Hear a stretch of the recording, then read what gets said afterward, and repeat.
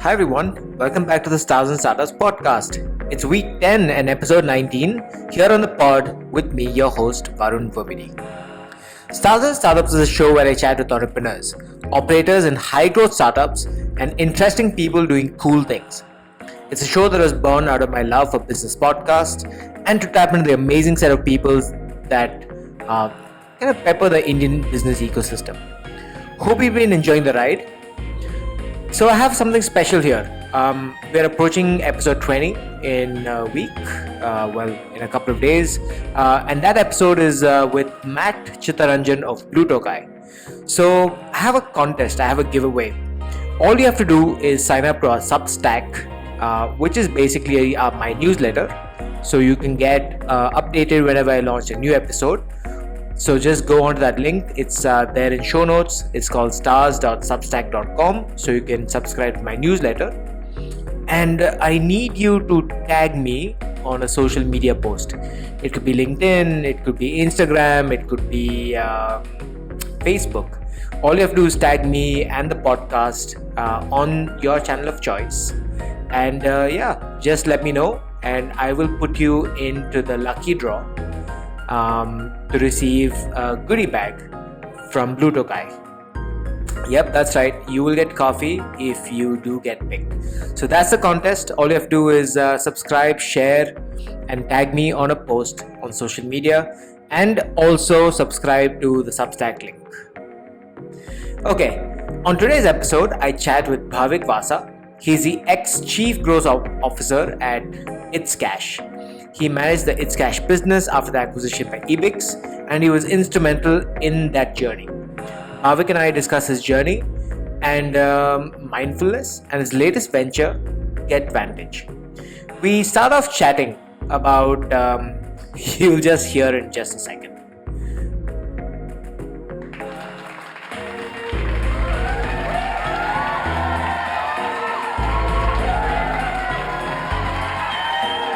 So when did you switch to black t-shirts? Is that your now startup attire since you started GetVantage?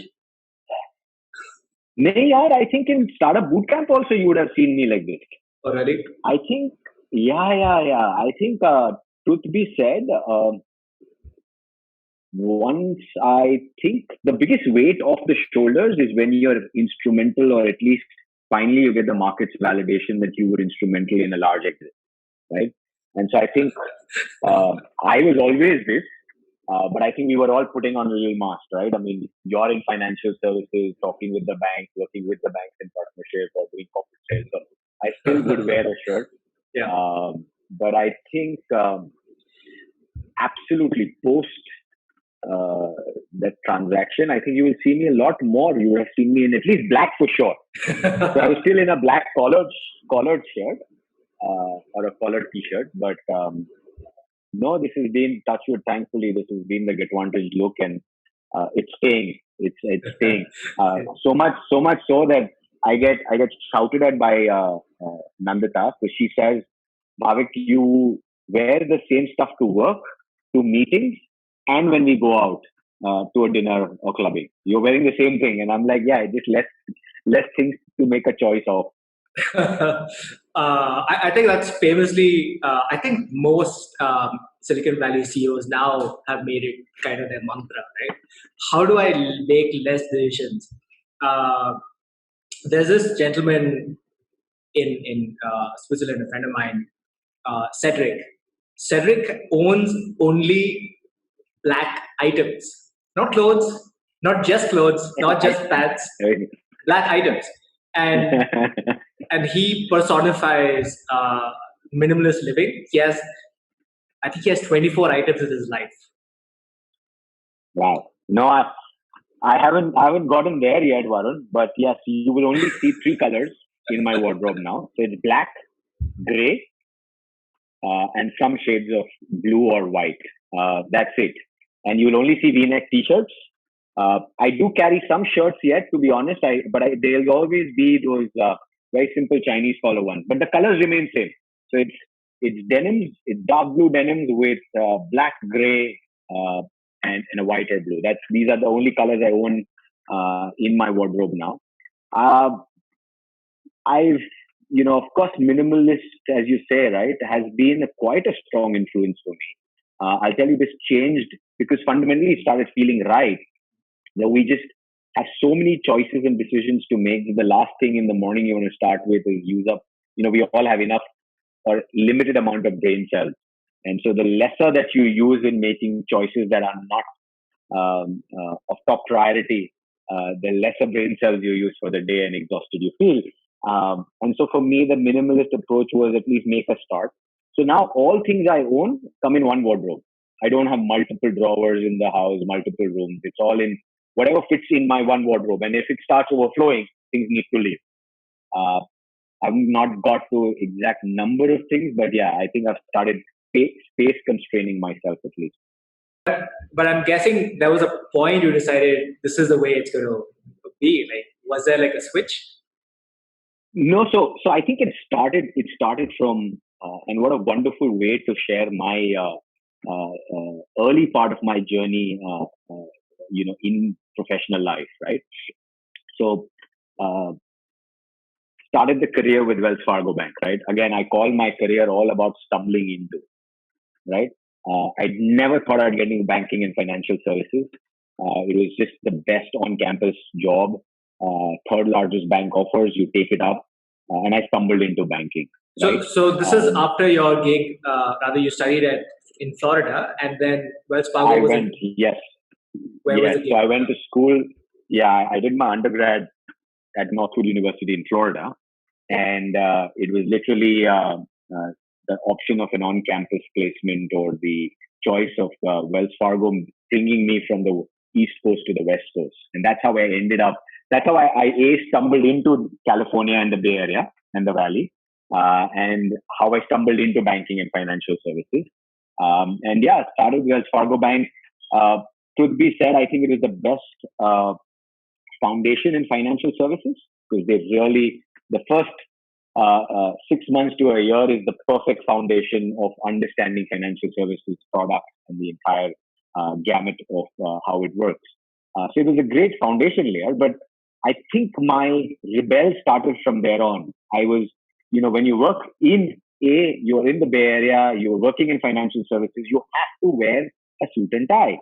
And I'm okay with everything else, but wearing a tie, wearing a knot every day to work, I think, so very early on, I said, yes, there will be this early phase of my career where I'll have to do things, but certainly not my type, and I need to find my freedom through it. How many suits did you own? And you probably had to shave every day, right? So facial hair was not a possibility. Had to wear, and interestingly, it's okay if you don't wear a blazer or a jacket, but you had to wear a tie. So I ended up owning tons of ties, which I still kept the collection as a reminder that I'm never going to wear it, but I don't use it anymore. So in fact, I was always, to be honest, I was okay with wearing a blazer and shirt. But I had to lose the tie. So the first step was to get enough cred on the street to be able to get to lose the tie.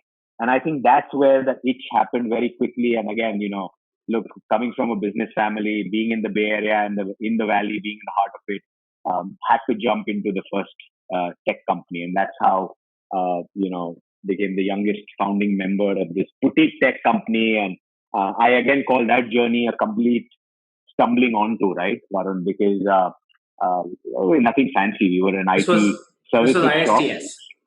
This was ISTS, that's correct. And so it was a IT services solution shop, and I joined that play literally with no technology background. For me, Java was only coffee beans. I didn't know it was a programming language yet. And but hustled away. And again, look, what the big boys would not take up as projects. That's when we started doing mobile payments as early as 2005, right? With those Palm and BlackBerry phone, brick-sized BlackBerry phones, and that's when you started doing a lot of emerging payments, mobile technologies, and digital wallets, prepaid cards, working for the SafePays and the Blackhawks and the Visas back in the Valley, and that's how I say I stumbled into what was then known as emerging payments, and now the more fun, sexier buzzword of fintech, right? That didn't exist back then. So yeah, it's been a decade and a half journey post in fintech, Varun, before the word fintech was coined. Interestingly, yeah. Bhavik, so we've kind of jumped into the conversation right now. Yeah, I know. So I'm going to ask you this. So you're from Bombay, Yeah.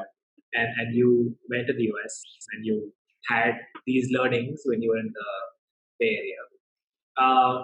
And somewhere you moved from being a founding member to a founder yourself, which then again brought you back to India.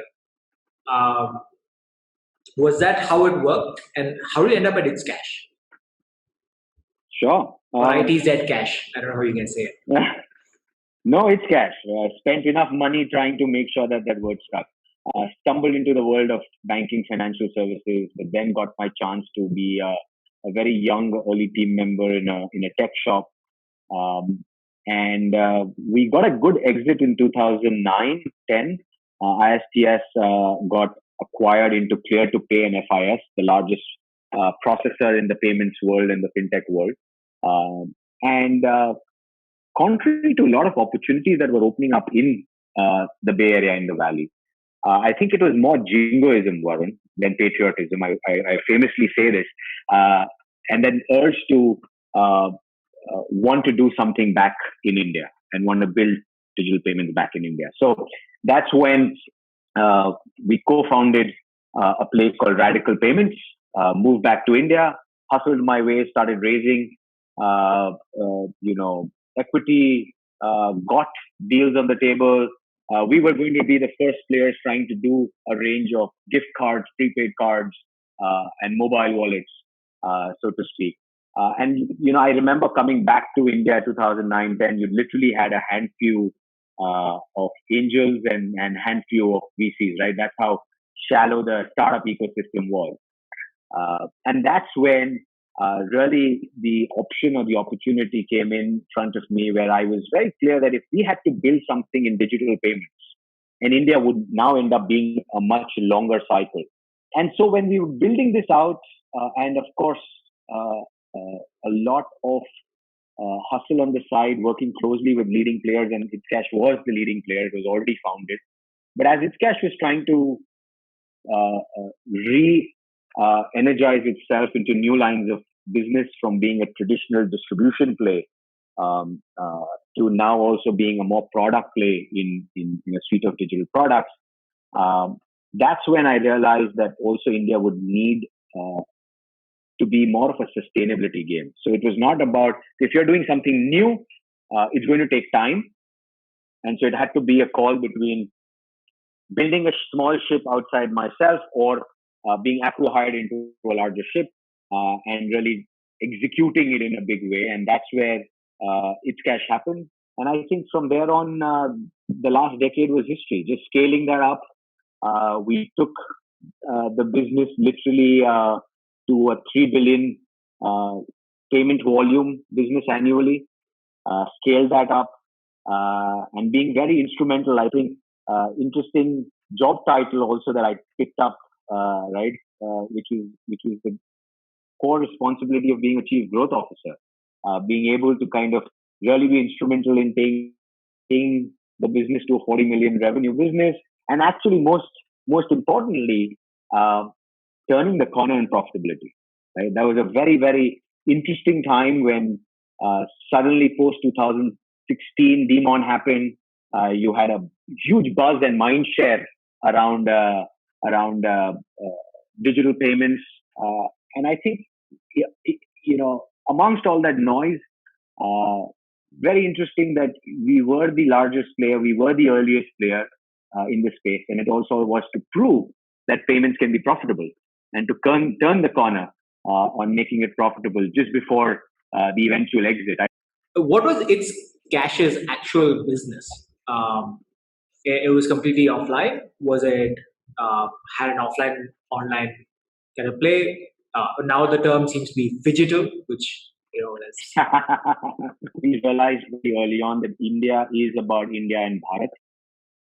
So I think famously, right, we can take some due credit for having coined the word Phygital, and really that was the ItzCash strategy. I think very soon and early we realized that if you have to look at India, it is two Indias, right? It is the India and the Bharat.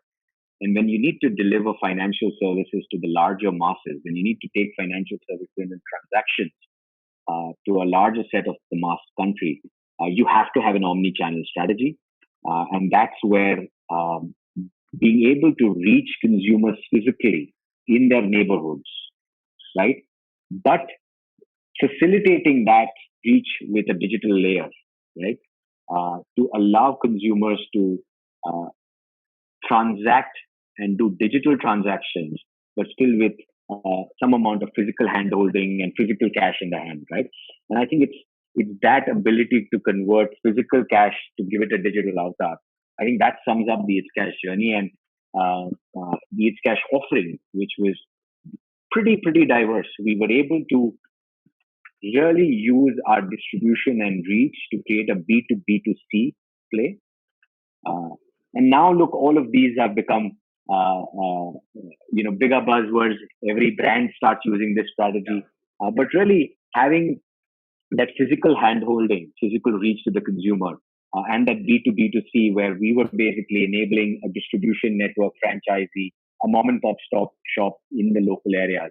But the transaction through and through was all digital.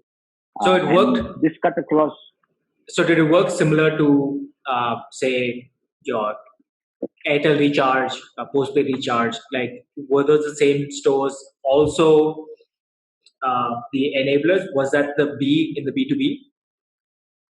No, it was slightly more premium than just the mobile top-up network. I think the mobile top-up network was the more smaller pan bidi shop or the panwala in the neighborhood. No, these are slightly more sophisticated MSMEs, if that's the right word, where they had a primary line of business. They were your local travel agent shops. They would be a local grocery store, a jeweler shop, but they were slightly sophisticated businesses because these were slightly more sophisticated financial transactions.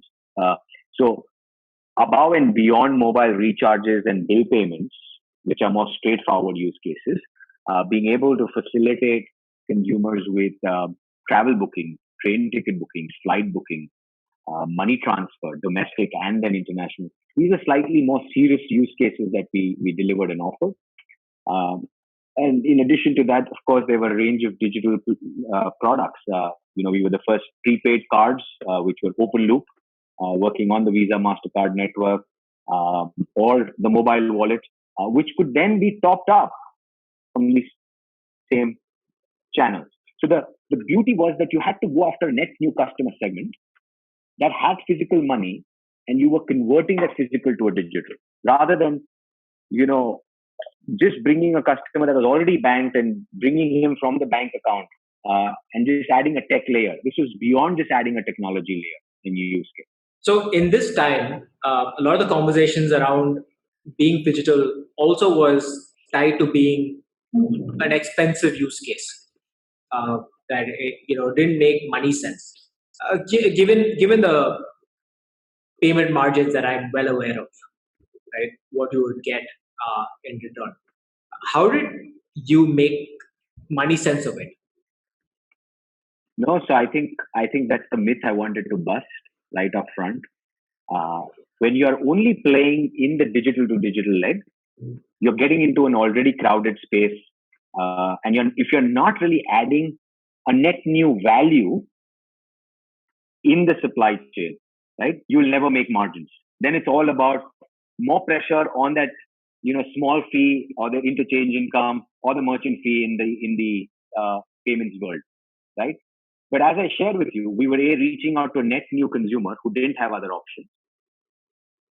Two, you're reaching out to a consumer that has physical cash and no other alternatives. So you're adding value. The first step itself of turning his physical to digital, right?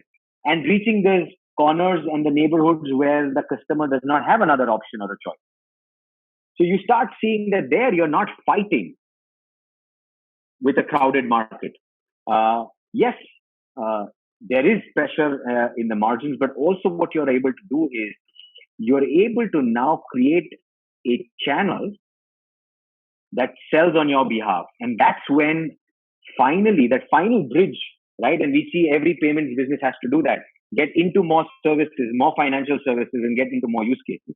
But that cross-sell and upsell is easy in theory, but very difficult to do, right? Just making a new product live on an app does not do it, doesn't get you transactions. But when you have the same distributor network, the channel partners, the customer not having another option to do that transaction, and now you start adding more services, you actually see. And so that's, I think, uh, at the time that we were at the peak of business, yes, payments ultimately is all about volume game. And that's why we had to reach a certain volume. And that's where I shared, Varun, that it was first critical for us to clock 3 billion US dollars annually in terms of payment volume. Once we crossed that threshold and got that kind of scale and volume, it was about making sure that we were very strong with um, a revenue that was diversified across various use cases. So we were not only dependent on one service or one use case.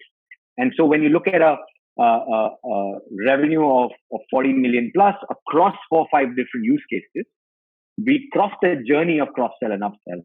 And I think that allowed us to turn the corner and get into the green and profitable because you could then start seeing margins and healthier margins. I mean, a lot of the conversations around this topic also surrounds the fact that India doesn't have enough depth in any particular business line, and you need to build, kind of horizontally. Is that true? Is that why this was the case? It was absolutely true when we started the journey. So I'm saying as early as 2010, 11. I famously remember this was a saying that we had in the key management team and leadership team that India is a inch deep, mile wide market. Hence, you have to very quickly get into various use cases or handhold a customer and be able to offer multiple things. But I think that that certainly has changed now in the decade. It is definitely where I look at the next decade now being about a lot more specific purpose and special purpose use cases in financial services that you will be able to get and go deeper in. And I think this is always a cyclical role. Once you'll have one decade, and this happens globally, and I've seen this in the Valley as well, right? There'll be a decade where businesses have to start going horizontally, creating new use cases, new technologies coming in. But then you'll have a next decade of going more specific and deeper in each use case. I've seen ItzCash sponsor an IPL tournament. What was the rationale for that? Because the main sponsorships are not cheap. Was that going back to the two Indias discussion rather we just had, saying was this one way to get the brand, or was it transactional nature, saying, hey, this will enable us to stand out from the crowd, or was it like it'll drive more transactions, which will result in us getting better valuations, etc.? No, I think it was more about looking inwards and seeing that in our journey, what is the right time to go out and spread the word. I think the ItzCash journey can be broken up well into two parts, right? So if you notice, the first 10 years or the first decade of the journey was very organic. We built the business very organically. We got to the volumes, the numbers extremely organically.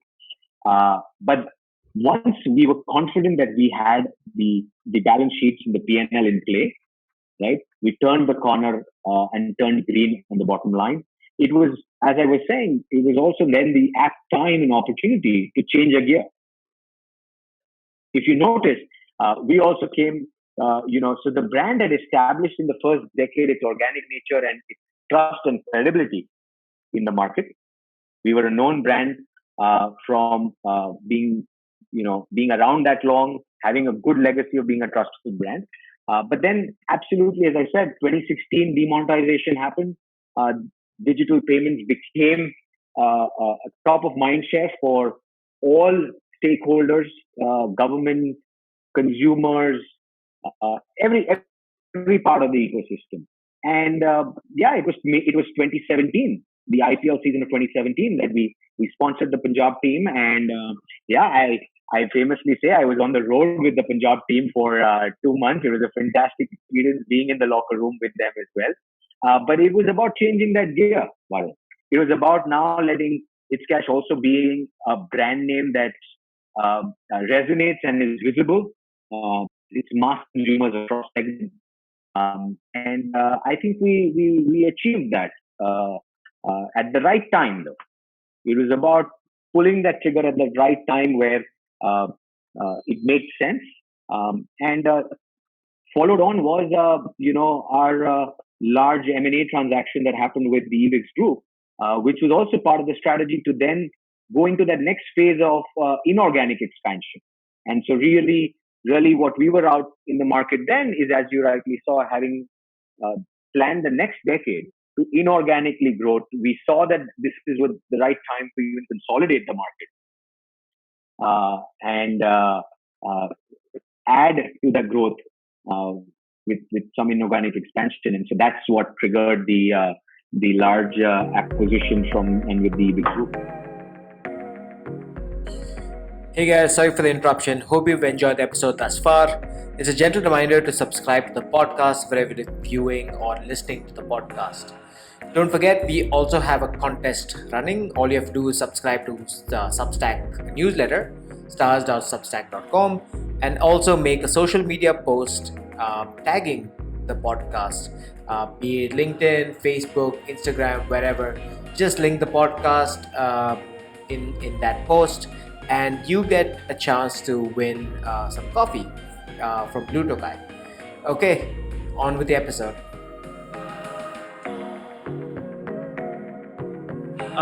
We've kind of reached the end of your journey with ItzCash and kind of EBIX. I'm guessing you. My guess is that you wanted to kind of then take a break after EBIX to kind of.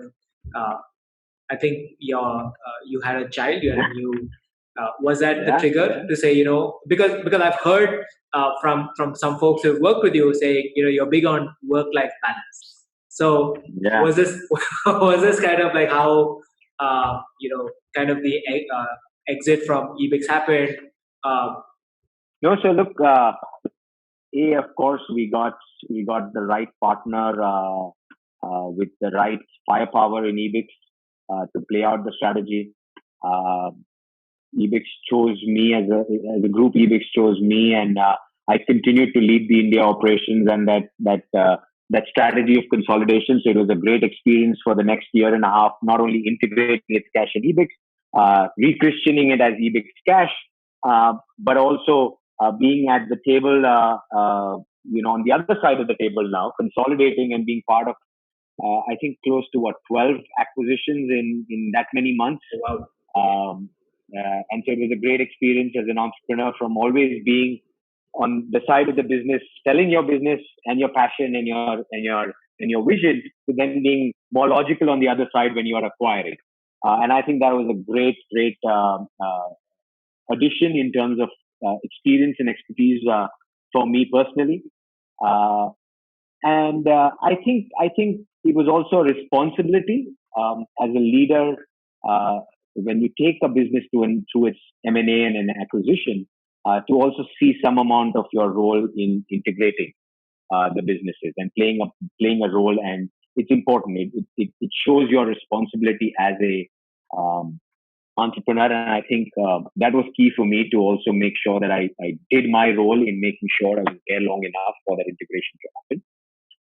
But then, as I told you, that yes, through my journey as a senior leader, building businesses, being on that treadmill and at the front end of growth of very, very dynamic and high growth businesses for more than a decade. I think another piece I've learned is not only do we have to be sustainable, but we have to learn to have and find our balance. And that's where I openly say we've actually got it wrong for many years. It's not work-life balance. The priority is always to be life-work balance in that order. And so life is also that important because it's going to be a long journey. You have to take care of yourself mentally, physically, emotionally. Otherwise, you will not do justice if it's only work and if it's only business, right? You won't be able to survive long enough. And that's where it's about looking at being and prepping yourself to be a marathon runner than a sprint runner. And that's where my life worked. And that's when I also found the right opportunity to step out and take a break, take a sabbatical from a decade long of being on the treadmill. Was when I had my firstborn around the corner. What better way to step out? I remember that finally the group allowed me to step off professionally on the 1st of August. And the 4th of August, I had my baby girl in my hands. And it was very clear that the first few months, the first 6 months, I had to be hands-on with this new creation, the most important creation. And I had to be very hands-on like any other venture of mine. You're also a big proponent of mindfulness, and I've not heard that many founders. I mean, more now. I mean, I think there are a lot more people now being exposed to mindfulness. I haven't heard this word being used so much. Sure. even last year, right? It seems to be a word of 2019, 2020. No, I think what I lacked in years of experience, being a young member growing businesses, what I lacked in years of experience, I gained because I put myself and surrounded myself with the right mentors. And thankfully, right from my mentor in my first venture as ISTS and my CTO, Bhavik Vasa, to then my ItzCash journey with Ashok Goyal and Naveen Surya, these were much senior than me, older than me, wiser than me as operators, who also helped me very, very, very innately bring that amount of calmness, bring that amount of mindfulness in my own journeys. And I think that very well was showcased in many times, building high growth ventures. I think, Varun, I have to share this, that what's also now become a little more fashionable in the last year. I think I've been a bigger proponent of it for a longer time, which was we've been very addicted to hockey stick growth. We've been very addicted to just one-sided upward and linear growth. And I think now more than any time else, we all can reflect and start believing that we certainly can't predict the future. We can't predict how we will come out of even the current scenario. But as we prepare ourselves, we should prepare ourselves better with the mindfulness of not only life-work balance and looking at life as a marathon and not a sprint, but also most importantly, looking at life more as a cyclic and a circular, right? I think be it Taoism, be it meditation, be it anything that you will believe and can work for you, you will realize that in ancient philosophies, in ancient or Eastern philosophies also, it's always said, look at life more circular and cyclic, right? Then it's never about a high and a low, right? We have to get away from even graphs of mountains and valleys, but more as looking at everything very cyclic. And if you look at life cyclic, if you look at every situation cyclic, it's never a good or bad time. In hindsight, everything looks so different. It's because it's always just a cycle, and we have to just believe and look at everything very cyclically. And I think that's the mindfulness that I like to not only personally use in through my personal life and journey, but if we can bring that a little to the work, bring that little to the organizations that we are building, I think we'll just be far more calmer, more sane, more disciplined, more mature ecosystem of startups as we go into the next decade. How did you kind of practice this at work though? Because I mean, I'm curious because obviously every company wants the most out of their employees, and I mean, you don't necessarily preach work or balance, right? Uh, but you do want to squeeze the most. I mean, I was talking to someone yesterday who is having a really hard time at work, especially now that they're working 9-10 hours, and they're actually half their salary. How do you know uh, because I mean businesses can take advantage of situations. How do you bring that into, and how do you keep that balance?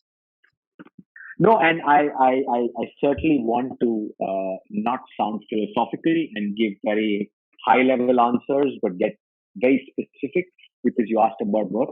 I think what you start seeing now is we've already seen a very, very large cultural shift in India in the last decade, right? You practice this at work from saying, I'll tell you, and I give more credit to my senior partners at ItzCash. About a decade ago, it was unheard of that businesses in banking or in financial services would work only 5-day week and not work at least Saturday or alternate Saturdays, right? We, from very early on, made it a practice that weekends are off, right? Yes, you will have rotation of staff because you will have operation staff working on certain Saturdays and weekends, but then you have a day off in the week. And I think it started from way back there, even as an early business, even early in our growth cycle, making sure that you at least have some sort of a discipline. And I think it only boosts. We were questioned many times for that strategy, but it boosted productivity. And I think now in hindsight, when you see it, we take it for granted that now we don't work weekends. But it was a very big decision, I can tell you, 10 years ago, to start from there. And now, even as we kind of grew into a larger business, I think the important part is that to be confident and secure as a leader first, that by pushing your employees or your team to only work longer hours is certainly not directly proportionate to quality of work and outcome. And yes, there were some times when things and small practices like flexi hours, small practices like taking off weekends or making sure that you have curfew times of email replies, right, within teams.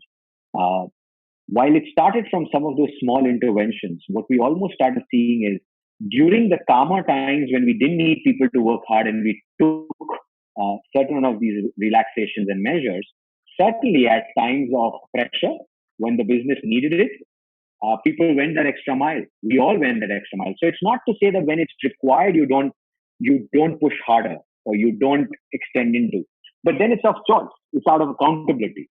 And I think what we are also certainly seeing is that more of the millennia culture that comes into the workforce, right? What's the first thing that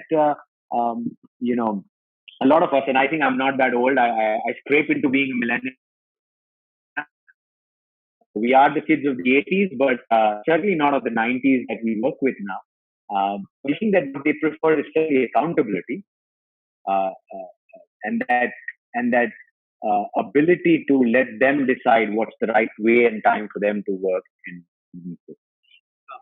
Talking about a rounded approach, it kind of brings me to your latest avatar, which is GetVantage, right? It's an alternative funding option. So we're saying that there's equity, there's debt, but we're saying now there's other options that are available today. Can you tell us a little bit more about that and how you got started here? Yeah. No, I think it perfectly dovetails into exactly having shared my own personal experience. I say this very, very openly that GetVantage was not a eureka moment for the team and me. It was not something that I woke up and said, perfect. This is the new gig. This is the next startup that I want to build. I think it was a culmination of my own journey being at the front end of growth for various digital businesses. And so to tell you, as ItzCash, um, we were a high volume, high revenue business, growing. We were actually a growth stage startup. And even then, for small chunks of requirements, banks and NBFCs or traditional lenders would ask us for collateral, right? And that was my first trigger in my own journey, saying that the businesses of the today, the digital first businesses, right, are being built very asset light, right? And hence their needs are very different, and how their risk needs to be assessed also has to be very different. Uh, and then even as we kind of grew it, and I think another great example was when we started acquiring a bunch of other digital businesses. I actually acquired and ran Wire.com, which was the third largest travel portal in our country. And we started looking that we were, the highest requirement of spend on our P&L now, as we were a larger digital business, was actually digital spends, our digital marketing and our tech and cloud hosting services. So our overall activity of digital spends started to be the largest line item of expenditure and spend on the P&L, right?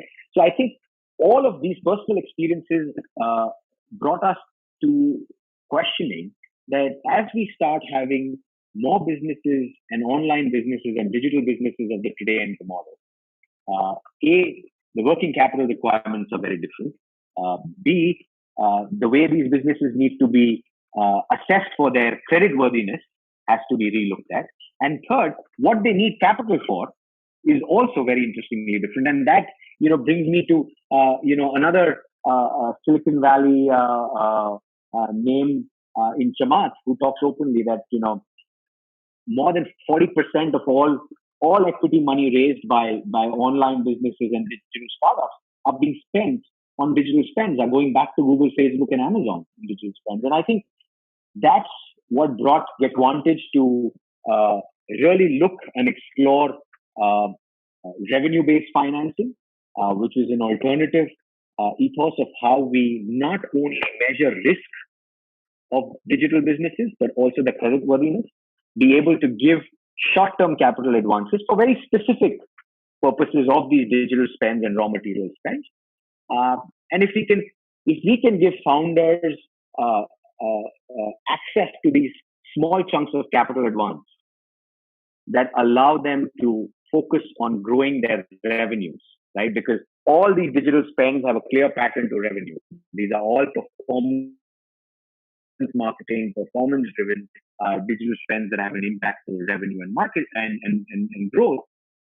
And that's where if you can now offer this new way of giving these short-term capital advances and working capital to businesses and allow them to quickly grow for that quarter and really take back and allow the business to pay back that capital advance as a form of small percentage of their future revenues, you're now making a very frictionless way for businesses, whether it be for seasonal spend, whether it be for a bridge round, whether it be for, before going to the next big round of equity, or being able to achieve small targets for a quarter, for a year, right? Without diluting ownership, without diluting equity in your business.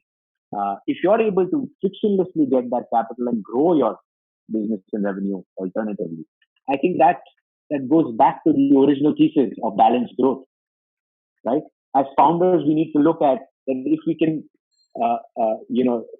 stop chasing just raising tons of money, growing in one direction, to more being able to say, we can have capital and keep proving a small goal, keep achieving a small target for every quarter, every year. By doing that, you start realizing that your needs as a business or the way you can grow a business is far more sustainable and balanced. And so it's another alternative and an option that we certainly feel that online businesses and digital businesses, be it a SaaS company, be it a direct-to-consumer product company, be a subscription business, it's properly that small doses of growth capital. that's what GetVantage is built on. No, it's awesome because I was about to get into, what kind of companies you look for, etc. So thank you for capping that off. So SaaS businesses, D2C, that's basically e-commerce, direct to consumer businesses. Where there's just you have inventory or you have a regular repeat income. Uh, I'm guessing those are the kind of businesses that be a good fit for a GetVantage.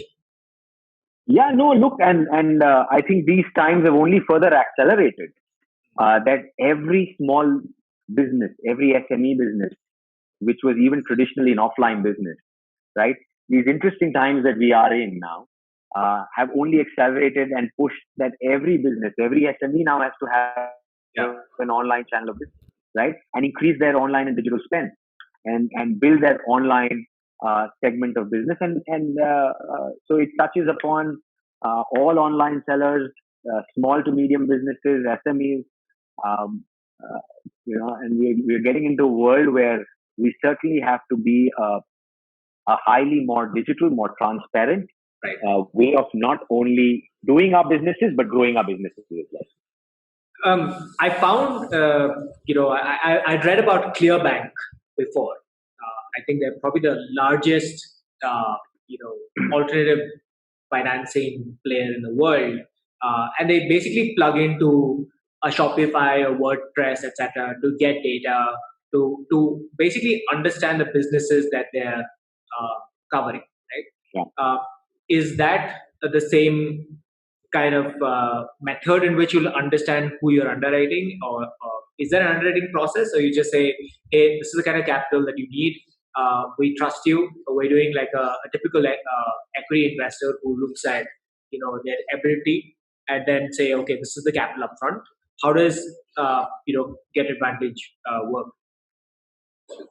So look, you brought a more very important piece at hand, that fundamentally revenue-based financing is the MO, is the thesis, is how we want to price and disburse capital.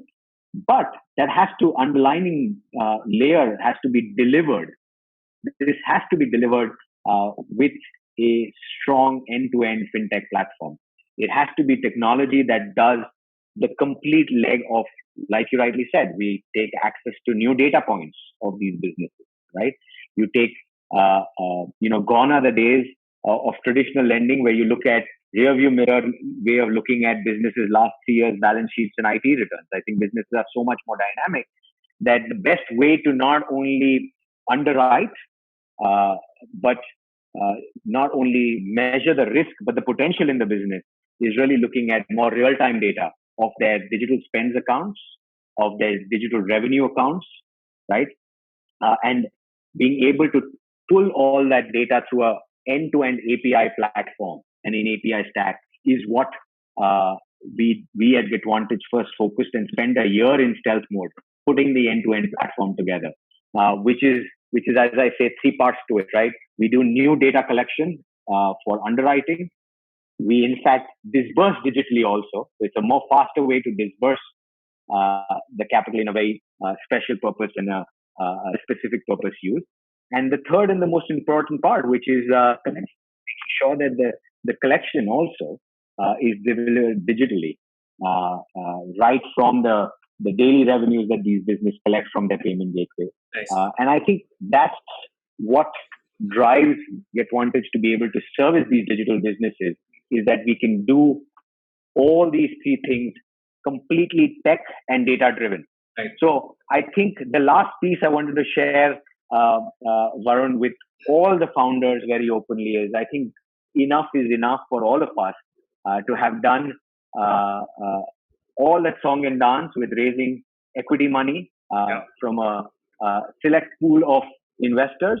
And I think now even fundraising can be non-biased, completely data and tech driven, right? So let your business and your numbers speak for it. And as long as it's specific purpose and special purpose, we all should be able to access capital to grow our businesses, right? And I think that's the passion that drives us as we build GetVantage. This seems too good to be true. Is it expensive? Are you selling me a Rolex in a Timex box?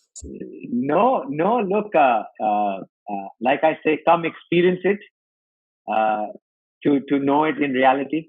I think sometimes we make something that is as simple a little more complex. Uh, I don't think it's about being too good to be true. I think it's only about being that if you can allow technology and you can allow uh, certain measures, right? So we are certainly de-risking the entire model from being a disciplined lender and adding discipline to the borrower because the funds are also very special and specific purpose. And third is that you are also being made more disciplined as a borrower by repaying on an automated and a faster way, right? I think this adds the ability for everybody to take a little more um, calculated risk, and that allows us to not only offer it to a wider segment of new businesses that are still growing, but to come to your question about pricing, no, GetVantage gives a capital advance, charges one flat fee on top, which is repaid as a percentage of your future revenue. So there is no hidden costs. There is gone are the days of fixed interest rate, 18% interest, irrespective of how my business does. So this is a very risk reward play that GetVantage does with all its businesses. We are still in the game. We are backing businesses to focus on their revenue, and it's one flat fee. So you, as a founder, when you borrow, you know what your cost of that capital is on day one, right? So you borrowed X, you are paying, a small percentage, which is anywhere between 6 to 9%. That's the flat fee that we charge, right? And that's your cost of capital, right? Now, to tell you, GetVantage is also not in the business of funding this one time, because if you notice the transparency and the openness, and really why we call ourselves, hashtag founder first is not just a hashtag for us. It's about being founder friendly and open. Because when you as a business pay this back, when you pay the capital plus the fee back, Varun, round one over. There is no equity, there is nothing. So, and GetVantage is in the business to do round two and round three with you. Right? So even the pricing is transparent, and if we end up being that expensive, I don't think businesses and founders will want to work with us. Right. So why wouldn't you take equity in the company? Because you're enabling them to multiply their value. So I'm curious why you wouldn't take equity. Because this seems to be similar to a debt round of financing in a way. No, so it goes back to the thesis that this has to be a very frictionless and seamless way to access capital. If you look at, and there are other options. Look, I'm always about a balanced approach. So a business needs equity money at different times, and there is angel funding, there is venture capital. There are so many new models of equity funding also out there, right? And then there is also different options of venture debt out there, where if you're taking a larger chunk of debt on your balance sheet, and you give some amount of convertible and equity as well. But all those processes take a longer time to close, Bharat. So whenever you take equity in a business, you end up going into different rights, different paperwork, you have to go to the board. It becomes a very different way of assessing a business, and that adds to the friction and the time lag. So whenever you're raising equity money or traditional loans, you end up having to spend 3 months to 6 months to close a round. You have to be able to do this in 2 weeks or less, right? And that's where GetVantage comes in as a very, very frictionless way. And yes, it's tempting to be saying that we are letting valuable equity on the table. But believe you me, if businesses like to work with GetVantage and continuously work on round 2, round 3, round 4, I think that will add more value to not only the business, but even the way we are building GetVantage. Bhavik, amazing. I'm sure GetVantage is going to scale to new heights. Good luck on the new career and your new avatar. Are you hiring? Are you looking for people? What kind of people looking for? No, absolutely. We've, as I was mentioning earlier, the current situation has only further validated and accelerated the model. The demands through the roof. Businesses are going more online. Requirements for short-term tenure and capital is at its peak. And I think people are looking at alternatives. And these are the tailwinds that we are experiencing at GetVantage. So yes, we are actively hiring. We are actively growing our team across all functions. Sales, marketing, who do you need? Technology? We are absolutely hiring anyone who has a background in finance. We are absolutely hiring a lot of people on credit, operations, underwriting, analyst roles. We are absolutely hiring a lot of account managers in the sales role. But the technology, we are sorted. We built the platform and I have a very strong team. But pretty much we are hiring across all the other functions. And more than just being open for hiring, I think we are genuinely, and I say this with a pinch of salt, we are genuinely open for business, Varun. So I want to send out a plea to all my peer group and founders, folks who are running digital businesses and online businesses. Please come and work with us. We are absolutely disbursing and happy to look at your business and giving you just that backing and short-term capital you need to bounce back as you come out of this crazy time. Bhavik, amazing. Thanks so much for your time. This has been fantastic. So absolutely pleasure. Stay safe, and I sign off with saying, stay cautious, stay optimistic.